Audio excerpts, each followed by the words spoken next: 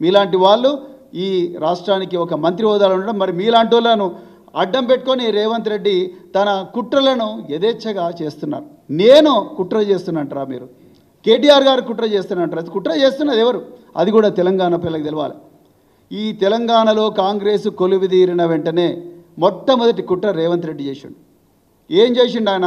గురుకులాల వల్ల తల్లిదండ్రులకు పిల్లలకు సంబంధాలు దెబ్బతింటున్నాయి, అందుకొరకు గురుకుల వ్యవస్థ మంచిది కాదని రవీంద్ర భారతిలో చెప్పిండు. అది అయిపోయింది. రెండవది, సాంఘిక సంక్షేమ గురుకులాల్లో మంచిగా పనిచేస్తున్న ఒక మంచి అధికారిని తీసుకుపోయి ట్రాన్స్ఫర్ చేసిండ్రు. అది రెండవది. మూడవది కుట్ర, మీరు చేసిన కుట్ర ఏంటంటే ఈ సాంఘిక సంక్షేమ శాఖకు తర్వాత విద్యాశాఖకు మంత్రి లేకుండా చేయడం మీరు చేసిన మూడవ కుట్ర.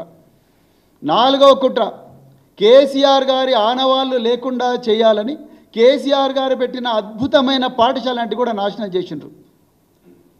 ఆర్మీ కళాశాలను నాశనం చేసిండ్రు. అమ్మాయిల కోసం దేశంలో మొట్టమొదటిసారిగా కేసీఆర్ గారు మన తెలంగాణ నెంబర్ 1 ఉండాలంటే మేము పంజాబ్, ఢిల్లీ, రాజస్థాన్, చెన్నై ఇలాంటి ప్రాంతాలకు పోయి ఎక్కడ లేని విధంగా మేము మహిళా డిగ్రీ సైనిక కళాశాల బీబీ నగర్లో పెడితే దాని డైరెక్టర్ని ఇంటికి పంపించిండ్రు. ఇవాళ మీరు అక్కడి నుంచి ఏమీ లేదు, చాలా దీనమైన స్థితిలో ఉన్నాయి ఆ పాఠశాలలు.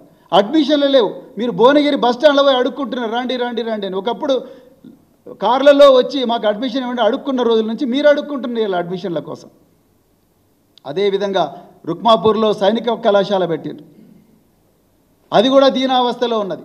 మ్యూజిక్ కళాశాల పెట్టిండ్రు. ఈ బహుజన బిడ్డలకు సైన్య ఏమంటారు లలిత కళల్లో ఎవరు కూడా రానివ్వడలేదు. ఒకటే వర్గానికి ఇవి పరిమితమైన, అన్ని వర్గాలకు కూడా ఈ లలిత కళలు, సినిమా కానీ, సంగీతం కానీ, నృత్యం కానీ, కథక్, ఒడిస్సీ, అదేవిధంగా భరతనాట్యం ఇవన్నీ ఈ బిడ్డలకు రావాలి.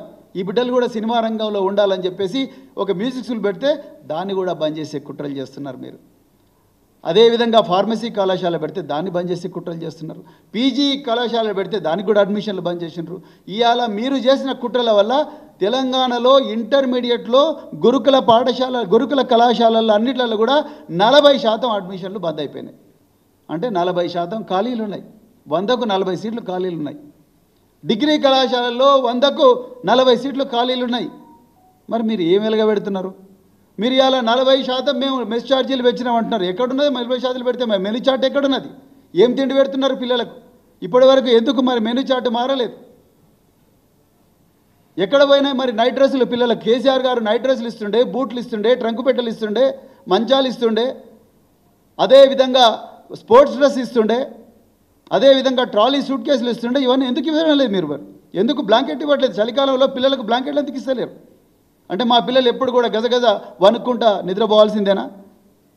ఇలా పిల్లల కోసం కేసీఆర్ గారు 40 సెంటర్స్ ఆఫ్ ఎక్సలెన్స్ పెట్టిండు. ప్రతిభా పాఠశాల ఇక్కడ నుంచి పేద పిల్లలు ఐఐటీలకు డాక్టర్లుగా, ఇంజనీర్లుగా, అదేవిధంగా ఇంకా రకరకాల యూనివర్సిటీలు దేశంలో పోయేదానికి మరి ప్రణాళికలు వేసి వాళ్ళందరికీ పారితోషికం ఇస్తే, నాకు ఇప్పటికి గుర్తుంది మా మాజీ మినిస్టర్ కొప్పుల ఈశ్వర్ గారు గౌలిదొడ్డి గురుకుల పాఠశాలలో మెడిసిన్ వచ్చిన ప్రతి విద్యార్థికి కూడా 50,000 రూపాయలు, ఇంజనీరింగ్ వచ్చిన ప్రతి విద్యార్థికి ఒక మంచి ల్యాప్టాప్, కంప్యూటర్, అదేవిధంగా 50,000 రూపాయల పారితోషికం ఇస్తే ఇవాళ మీరు చేతులు దులుపుకుంటున్నారు. పిల్లలకి ఇంతవరకు ఒక పైసా లేదు. 6 నెలల నుంచి కాస్మెటిక్ ఛార్జీలు లేవు. మరి ఇది కుట్ర కాదా? సురేఖ గారు మీరు మాట్లాడుతున్నారు, సీతక్క గారు మీరు మాట్లాడుతున్నారు. మీరు కమ్మపల్లి సత్యనారాయణ మానకొండూరు ఎమ్మెల్యే ఏమంటాడు? అరే హోటళ్ళకు పోతే ఫుడ్ పాయిజనింగ్ కాదా? మరి హోటళ్లకు ప్రభుత్వానికి తేడా ఏమున్నాయి? హోటళ్ళకు పోతే ఫుడ్ పాయిజనింగ్, మరి ప్రభుత్వం ఫుడ్ పాయిజనింగ్, ప్రభుత్వం ఎందుకున్నది? మీరు రాజీనామా చేయండి. ఎంత బాధ్యతారహితంగా మాట్లాడుతున్నాడు డాక్టర్ కవంపల్లి సత్యనారాయణ. మీరు డాక్టర్ ఎక్కడ చదివిండ్రు సత్యనారాయణ గారు? మీకు ఫుడ్ పాయిజనింగ్ గురించి కనీసమైన అవగాహన లేకపోవడం, మళ్ళీ మీరు ఉల్టా మా మీదనే విందలేస్తున్నారు. మీకు నేను ఇప్పటికీ తెలంగాణలో మళ్ళీ చెప్తున్న బీఆర్ఎస్ పార్టీ నుంచి మా వర్కింగ్ ప్రెసిడెంట్ కేటీఆర్ గారు చాలా స్పష్టంగా ఉన్నారు. రాజకీయాలు మనం చేయాల్సిన అవసరం లేదు, మన బిడ్డల జీవితాలను కాపాడుకోవాలి. కానీ సురేఖ గారు మీకు నేర చరిత్ర పెట్టుకొని మీ ఘోరమైన సంస్కృతి, తెలంగాణ మిమ్మల్ని తిరస్కరించిన సంస్కృతి, ఈ సంస్కృతిని మీరు పెట్టుకొని ఇలా మా మీద మీరు అభాండాలు వేస్తే మాత్రం సహించే సమస్యనే లేదు. తెలంగాణ ప్రజలందరూ కూడా గమనించాలి. ఇవాళ బీఆర్ఎస్ పార్టీ ఈ అంతరించిపోతున్న ఈ బిడ్డల జీవితాలను కాపాడాలని ప్రయత్నం చేస్తున్నది. మేము అందుకొరకే గురుకుల బాట అనే కార్యక్రమాన్ని మొదలుపెట్టినాం. ఆ గురుకుల బాట కార్యక్రమంలో మేము అధ్యయనం కోసం పోతున్నాం. ఇక్కడ తెలంగాణ ప్రజలకు ఎలాంటి సమస్యలు ఉన్నా కూడా, ముఖ్యంగా బీఆర్ఎస్వి భారత రాష్ట్ర సమితి విద్యార్థి విభాగం వాళ్ళు ఎలాంటి సమస్యలు ఉన్నా కూడా దయచేసి ఈ నంబర్ 8522044336కు మీ విలువైన సలహాలను కానీ మీకు ఏవైనా కంప్లైంట్స్ ఉంటే దయచేసి వాట్సాప్ ద్వారా కానీ మెసేజ్ ద్వారా కానీ దయచేసి పంపించండి. అదొక్కటే. మరి ఫోటోగ్రాఫ్స్ కానీ వీడియోస్ కానీ ఏమున్నా కూడా మీరు పంపించండి.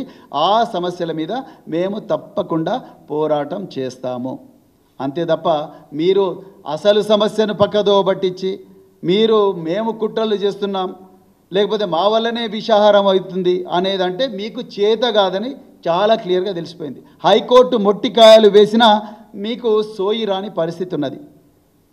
మీకు చేత కాకపోతే విద్యాశాఖను బీఆర్ఎస్ పార్టీకి అప్పగించండి. అట్లా రకరకాల శాఖలను అప్పగించండి. మీకు చేత కాదని తెలిసిపోయింది. లగచర్లలో మీకు చేత కాదని తెలిసిపోయింది. మూసి సుందరీకరణ అనే పేరు మీద మీరు చేయాలనుకున్న దోపిడీని కేటీఆర్ గారు చేసిన వీరోచిత పోరాటం వల్ల ఇవాళ అది మరి ఆగిపోయింది. తెలంగాణ పిల్లలకు అర్థమైంది. మీరు అదానీ దగ్గర నుంచి తీసుకున్న ముడుపుల మీద మీ బండారం కేటీఆర్ గారు ఆధారాలతో సహా బయట పెట్టినందుకు మరి ఇలా మీరు ఆ ముడుపులను మళ్ళీ వాపసు ఇచ్చిండ్రు. మీకు బీజేపీకి ఉన్న రహస్య ఒప్పందం, కాంగ్రెస్కు బీజేపీకి ఉన్న రహస్య ఒప్పందాన్ని కేటీఆర్ గారు ఆధారాలతో సహా వివరించినందుకు ఇవాళ తేలుగుట్టిన దొంగల్లాగా మీరు బిహేవ్ చేస్తున్నారు.